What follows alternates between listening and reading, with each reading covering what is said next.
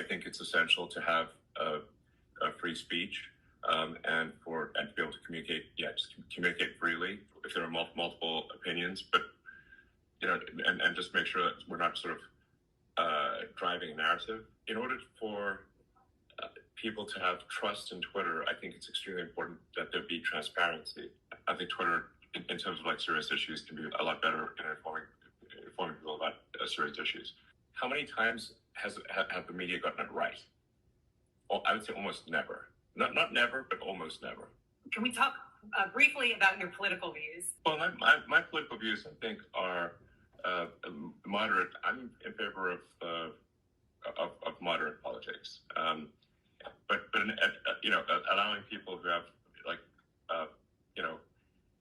relatively extreme views to express those views within the bounds of the law. It's free speech within the context of the law. So it's not. I'm definitely not suggesting that we, just flout the law, because we'll get shut down in that case.